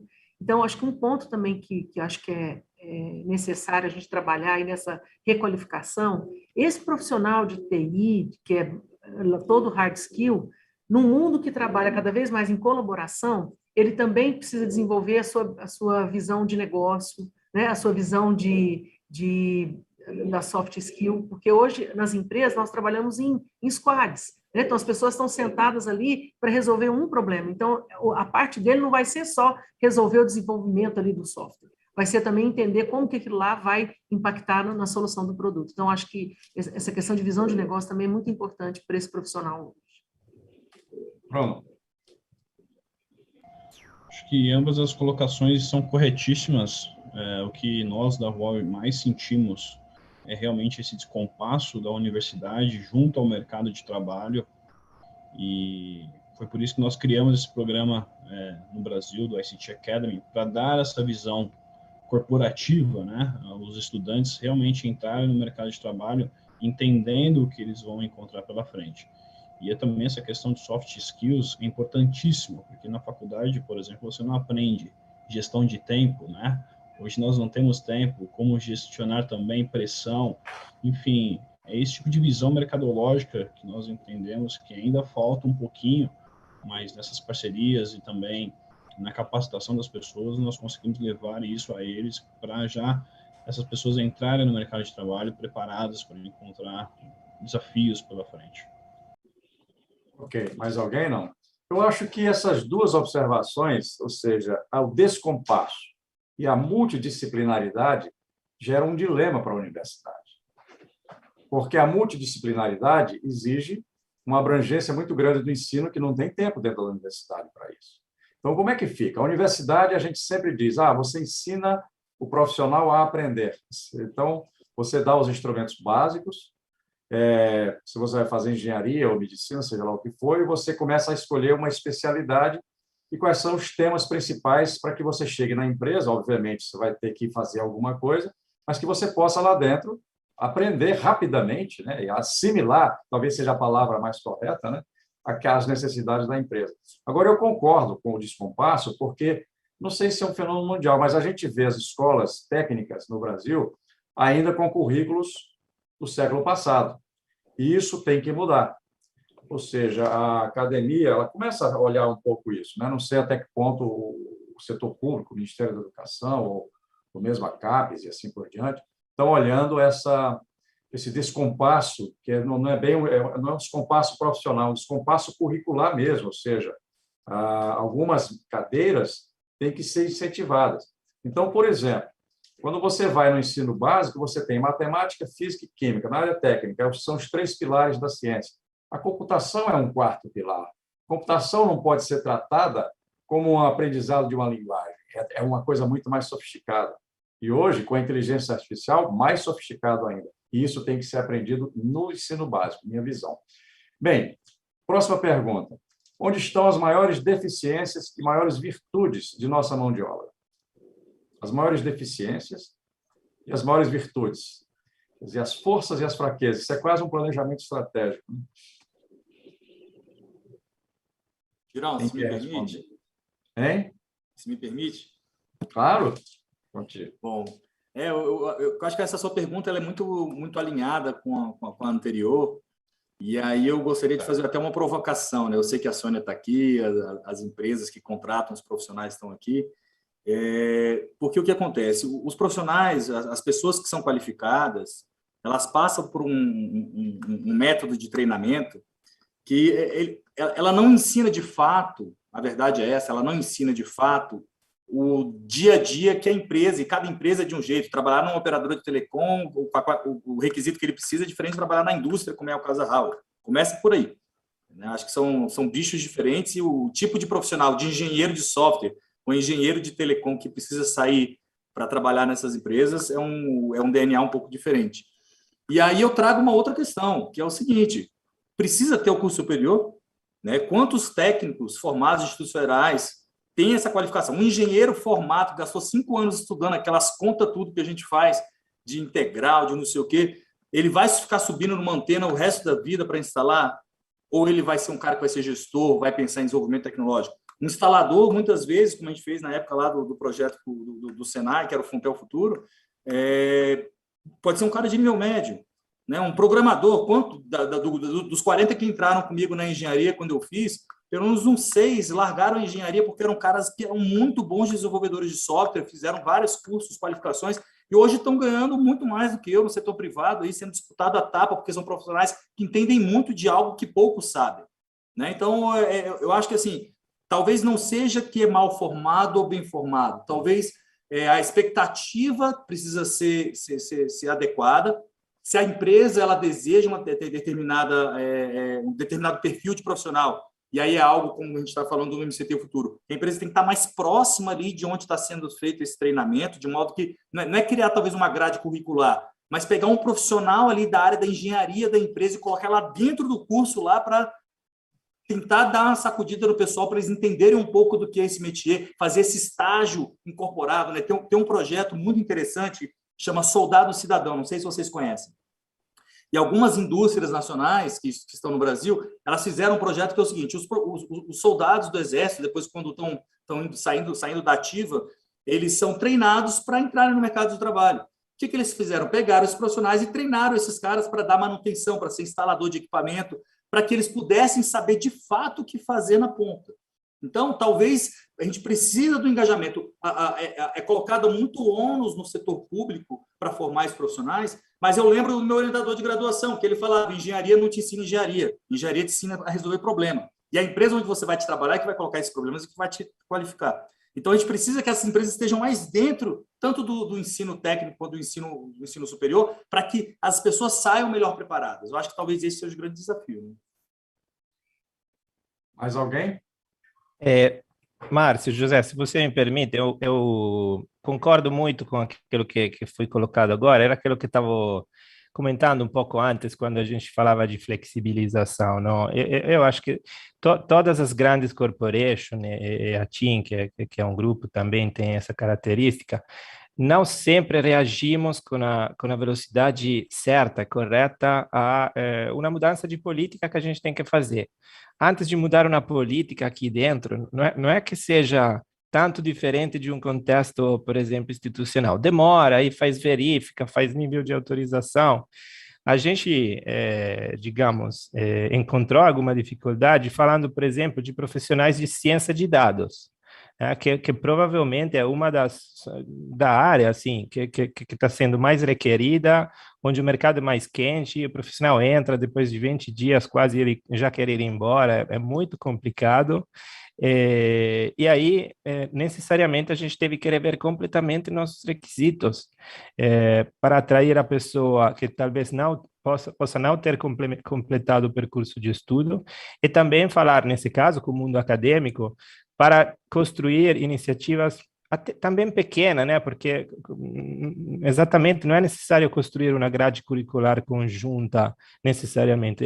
Pode ser um desafio, pode ser um hackathon, pode ser algo de muito concreto, muito focado na necessidade da companhia. E esta coisa é um ganha-ganha, porque ganha a companhia fazendo marca empregadora e também resolvendo algum problema graças à contribuição dos estudantes, e ganha o curso e o nível de formação do profissional. Então, eu, pessoalmente, enxergo muito essa contribuição que o mundo privado pode dar. Vejo muitas coisas surgindo. É assim, né? A gente tem que... É um trabalho juntos, instituições privadas, públicas, e com coragem tentar acelerar estas experiências, não tendo medo de mudar políticas ou requisitos que objetivamente ficam um pouco anacronísticos hoje. Ok, muito bom. Muito boa observação, Giacomo. O Gontijo, você tocou num tema fundamental, né, que se discute no Brasil, imagina em outros lugares. Por que precisa do ensino superior? Por que eu não posso ter um curso de 2, 3 anos e vou imediatamente para a profissão e ter um curso de 5, que eu vou aprender um monte de coisa? Mas é muito discutível isso, né? Ou seja, é porque no Brasil a gente mistifica muito essa questão, inclusive do ponto de vista social e do ponto de vista salarial. Então, nós temos que aprender a desmistificar isto, inclusive, né, nesses dois aspectos. Eu acho que esse é um dos grandes entraves em que a pessoa não se sente tão bem ao não entrar num curso superior. Isso não é verdade. Não é verdade. Isso é uma mistificação do processo social e do status social das pessoas. Não tem nada a ver com isso. Enquanto a gente não colocar para a sociedade essa questão, vai ser difícil resolver esse problema. A próxima pergunta. O que o governo pode fazer em termos de políticas públicas? Gontijo, você vai ser o último a falar. O que o governo pode fazer em termos de políticas públicas? Eu queria complementar aqui, talvez eu fale um pouquinho do governo, mas eu acho que a responsabilidade é compartilhada, né? Acho que é do governo, é das empresas, é da sociedade. E eu queria aproveitar uma deixa tua. A gente estava discutindo aqui na Vivo sobre o futuro dos jovens e o emprego, né? E o apagão em TI, né? A gente tem procurado muitos profissionais formados em determinadas áreas ou que tenham conhecimento, não precisam nem ser formados, mas tenham conhecimento, e a gente tem tido dificuldade de encontrar. E a gente foi fazer aqui um estudo com uma consultoria parceira e a gente identificou que existem vários obstáculos ou uma corrida de obstáculos que estão separando mais de 4 milhões de jovens entre 18 e 24 anos que estão desempregados de 420, 30 mil novas vagas em tecnologias que vão ser geradas até 2024. E aí a gente tem desde déficit de acesso à educação base, e aí falta rede de apoio, falta referência para esse jovem, até déficit de formação digital em programação especificamente, déficit em ciências de dados especificamente, foi falado agora, déficit de acesso ao primeiro emprego, e tudo isso traz essa realidade de apagão em determinadas áreas. E o que a gente estava discutindo aqui é que eu acho que a gente precisa de um movimento nacional, e aí talvez entre governo, empresas, sociedade, de valorização do curso técnico profissionalizante. Porque a gente vê muitas universidades de terceira, quarta, quinta linha, às vezes sendo mais valorizadas, ou o diploma sendo mais valorizado do que o próprio curso técnico profissionalizante. E a gente vê uma situação muito diferente em países desenvolvidos, por exemplo, na Europa. A gente vê a Suíça, a gente vê a Alemanha, onde 70% dos jovens fazem curso técnico profissionalizante. E a gente fez um exercício aqui no Brasil, o jovem que é formado tecnicamente, ou que sai de um curso técnico profissionalizante, entra no mercado de emprego ganhando 30%, 40% mais. Então, acho que falta esse exercício nosso de valorização, né, em geral, as empresas valorizarem, o governo valorizar, a sociedade também valorizar, para que a gente tenha mais jovens sendo educados aí nessas profissões mais técnicas. Excelente.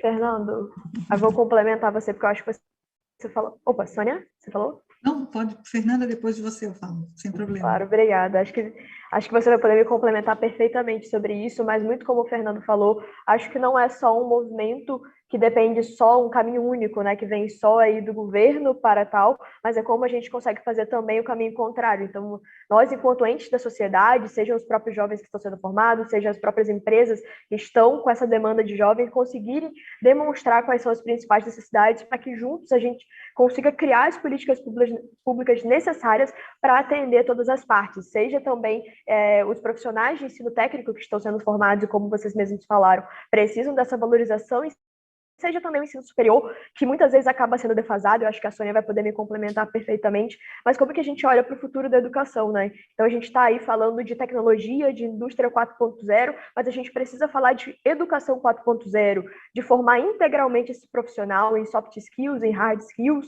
de como é que a gente olha para o uso de metodologias de ensino ativas. Então, o Learn by Doing e diversas metodologias. Então, quando a gente olha mais para essa formação, principalmente no ensino superior, desse profissional por completo, olhando para como ele vai aprender na sala de aula, mas ele vai tirar esse conhecimento da sala de aula e vai para a prática, muito como o Gontijo falou, né? Existe aí um gap muito grande do que é ensinado, do que a gente consegue de fato desenvolver. Então, a gente melhorar essas metodologias de ensino e também aproveitar melhor o resto do tripé quando a gente fala de pesquisa e também de extensão. Então, entender de fato como é que a gente vai moldar a partir de políticas públicas que não vão vir só do governo, mas vão ser um movimento conjunto, o futuro da educação de fato. Ok. Mais alguma observação? Não sei se tem alguma outra. Eu poderia me manifestar? Sônia, com você. Então, né, eu acho que as perguntas, na verdade, elas se conectam, né? Não tem como responder uma sem olhar.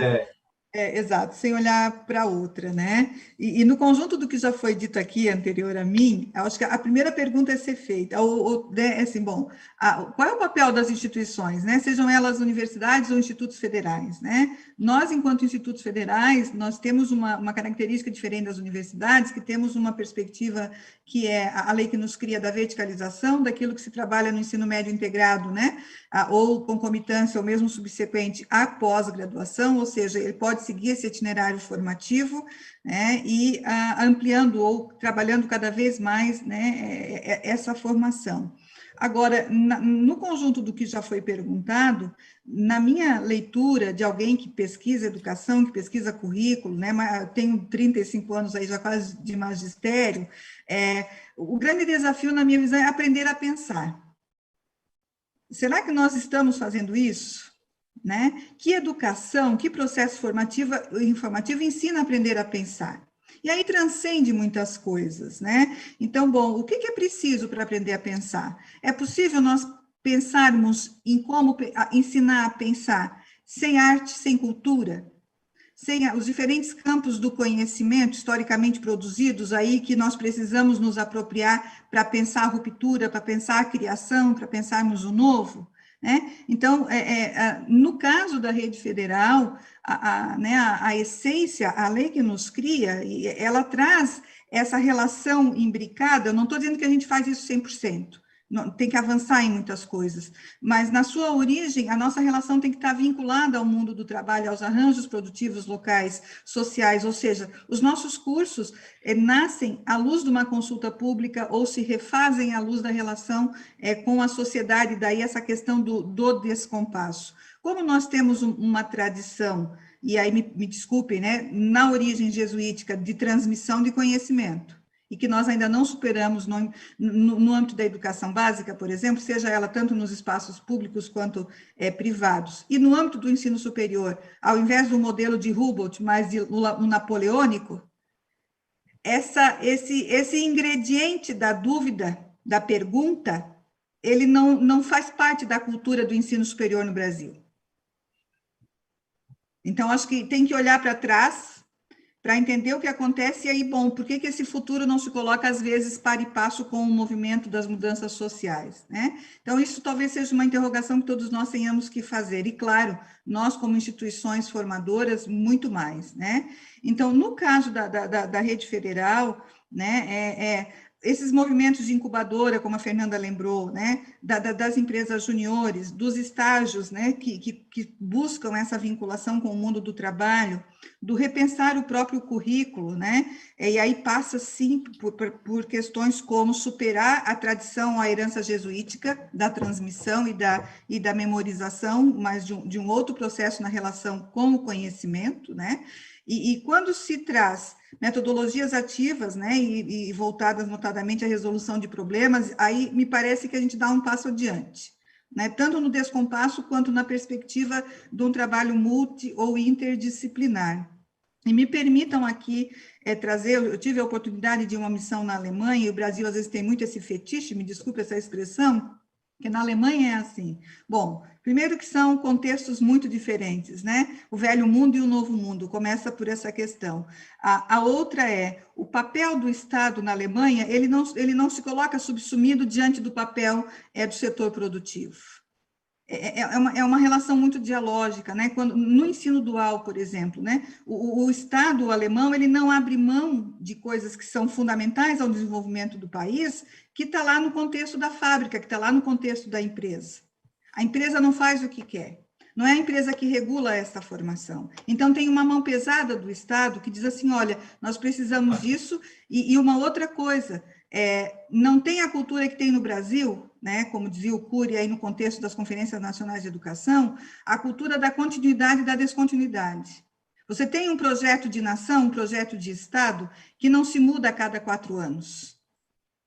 Até porque não se faz revolução por meio da educação se elas mudarem a cada 4 anos, à luz ou ao desejo dos governantes, por exemplo, né? Então, é uma perspectiva duradoura de 20, de 30 anos, dentre outras coisas. E uma das perguntas que eu fiz numa universidade dual foi, como é que vocês lidam, perguntei para o reitor, né? Como é que vocês lidam com essa perspectiva de uma formação sólida, e eles não abrem mão da formação sólida, que passa pela apropriação da filosofia, da cultura, da arte, da matemática, da língua, dessas coisas todas, né? E, ao mesmo tempo, lidam com essa dinâmica do mundo, da sociedade, né? Nessa dinâmica constante. E não encontrei só ali, encontrei nessa experiência que eu visitei, assim como nas outras que fui no âmbito também do ensino, né, da formação média, e depois também no próprio Ministério da Educação, nas conversas que nós tivemos. Essa parte dura, o Estado não abre mão, de que conhecimentos são necessários para que eu me aproprie disso. A parte mole do flexível se dá exatamente naqueles componentes, sejam eles no âmbito da educação básica ou superior, que chama dos optativos, ou onde os encontros das pesquisas, aquilo que a pesquisa dos professores, nos seus grupos de pesquisa e interinstituição, acontecem, que traz para dentro dessa formação essa dinâmica da sociedade. Então, isso muito me agrada e isso muito eu tenho percebido no decorrer do contexto da Constituição da Rede Federal e de outras experiências pedagógicas também, né? Que passa pela boa formação dos professores, né? Que passa por investimento na educação. Aí, quando se coloca aqui a questão da valorização, não é só na área da TI. Vamos pegar a área de formação de professores. Por que nós não temos jovens querendo ser professores no Brasil? Não é porque ser professor é uma coisa ruim. Muitos até querem, mas tu não sobrevive hoje com a profissão professor nesse país. O salário que nos pagam, nem a lei do piso ela é cumprida. Então, não é uma coisa isolada para tentar uma resolutiva. E na área da TI... O problema é mais embaixo, né, Sônia? Exatamente. Né? Então, assim, bom, os nossos jovens, por exemplo, no caso da rede federal, 75% dos nossos jovens, e isso é dado, não é achismo, eles têm um grau de vulnerabilidade social. Ou seja, se eles não tiverem um apoio, uma assistência estudantil, eles não conseguem permanecer. Então, bom, bolsa de estudo para os nossos jovens, para que eles se dediquem a essa formação, é uma perspectiva de uma política pública? Sim. Equipar as escolas de tecnologias e de processos que transcendam isso, para que isso passe a ser esse movimento constante? Sim. Né? A relação, incentivar cada vez mais e induzir que a gente quebre, e eu acho que isso na rede federal nós estamos fazendo bem. Volto a dizer, a gente precisa avançar, mas nós temos parcerias público e privado na rede federal fantástica, inclusive o CONIF, né, estamos com o edital aberto, enfim, mas na rede como um todo, né, na qual essas parcerias induzem esta relação das instituições públicas, né, com as instituições privadas, por meio das incubadoras, notadamente. Então, tem experiências que estão colocadas, né, e que às vezes não têm a devida publicidade ou visibilidade. Então, falar de formação, sem termos claro essas questões de um país desigual, no qual a nossa juventude precisa trabalhar com uma subsistência e não consegue se dedicar ao estudo, né, isso é um ponto, na minha visão, é um ponto de partida. Né, como pesquisadora e como alguém que passa por dentro há um bom tempo das políticas públicas desse país. Né? E a outra é, bom, como é que a gente dá um passo adiante com as empresas ou com o setor produtivo, né, que transcende as empresas, para que eles também percebam a importância do papel deles nesse contexto da formação. Então, é uma via de mão dupla para ser meio cartesiano. Agora, se for interrelacional ou transdisciplinar, ela é uma via de várias mãos, né? Que nós precisamos olhar e dar um passo adiante. Isso aqui foi uma aula para nós, né? Uma aula importante sobre essa questão e as dificuldades enfrentadas pelo nosso país. Essas experiências fora sempre são bem-vindas, a gente tem que estudar o que acontece no mundo para tirar o melhor e adaptar às nossas questões intrínsecas, né, do país. Mas agora eu quero ouvir o Gontijo, depois disso tudo, né? Podia estar aqui também o Ministério da Educação hoje, né, por causa dessa pergunta. Mas, Gontijo, vamos lá. Qual é o papel, o que é que o governo, em especial o MCTIC ou outros órgãos do governo, podem fazer para tudo isso que a gente acabou de comentar? As necessidades das empresas, as dificuldades dos nossos jovens, as desigualdades do nosso país. Como é que a gente enfrenta isso tudo? Eu sei que você não tem a resposta, mas pelo menos deve ter um caminho aí, né? O caminho, obrigado, Girão. Acho que o caminho é, primeiro, a gente atrapalhar menos as empresas, né? Acho que nós, governo, né, a gente tem... Acho que a Sônia sabe disso, a gente tem um poder da caneta do Estado e ele é muito pesado, né? Às vezes a gente quer resolver um problema e a gente até resolve aquele problema e cria outros tantos do lado. Você tem também todo o ecossistema que existe, e aí, veja bem, eu não disse ecossistema, eu disse egossistema, que às vezes dentro do governo e até dentro do setor privado atrapalha muito o trabalho coletivo em prol de uma solução de longo prazo para o país. Então, assim, ciência, tecnologia, educação sempre são pautas muito relevantes para todos os governantes, sempre são.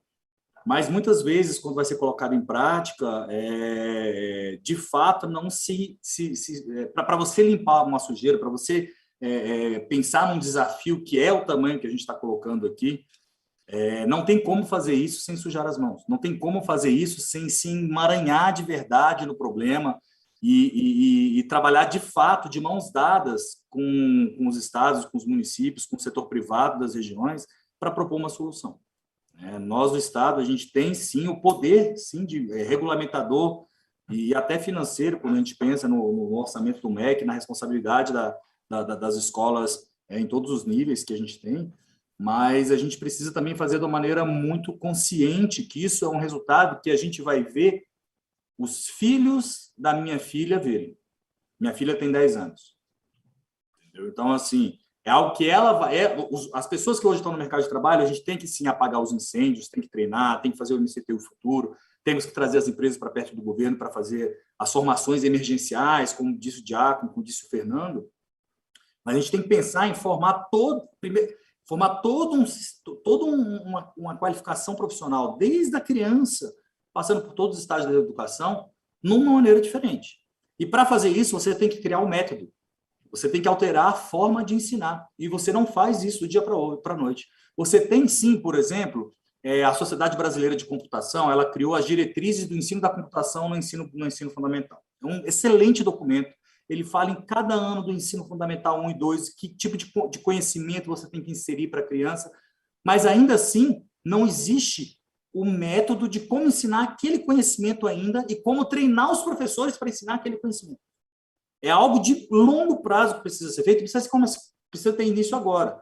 E se não tiver todo mundo consciente que precisa fazer isso, como falou, a cada 4 anos pensa assim, em reprogramar, é preciso que seja uma política de Estado, de fato, pegar o Conselho Nacional de Educação, pegar os conselhos dos secretários estaduais, municipais de educação, de modo que, de fato, isso possa acontecer.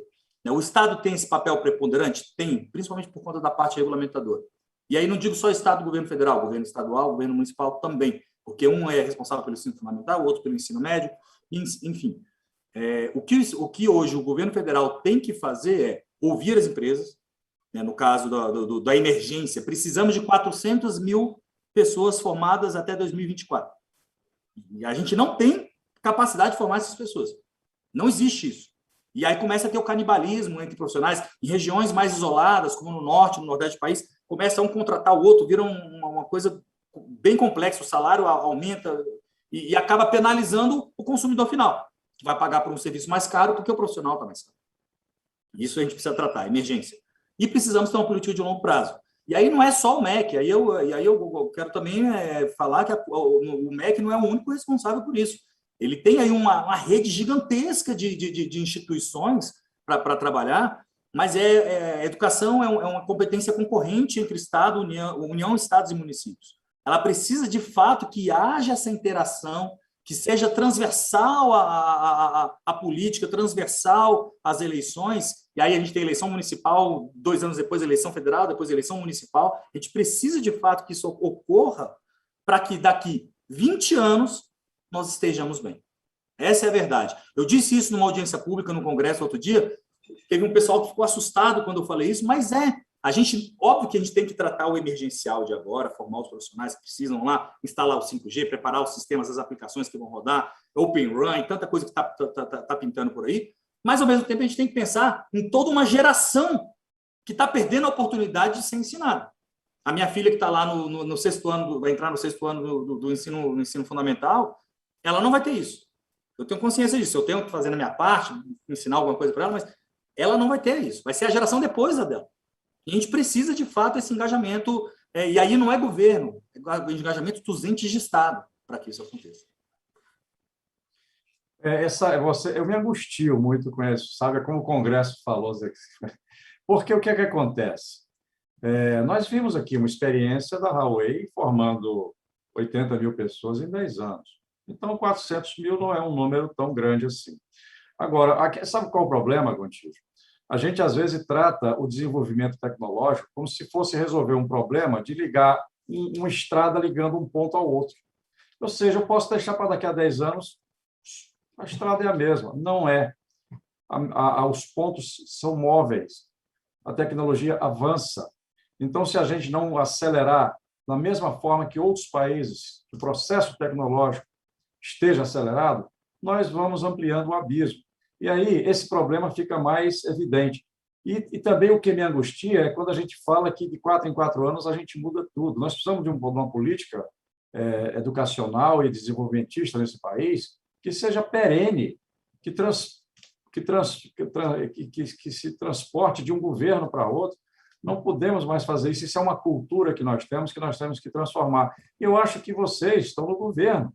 Eu acho que nós, da sociedade civil, também temos entidades, como a Contic, como outras, que podemos ajudar nisso, podemos contribuir com isso. Mas o fato é que o Brasil precisa dessa capacitação e dessa velocidade. Nós não podemos trabalhar com a perspectiva de que daqui a 10 anos talvez a gente forme tantas pessoas.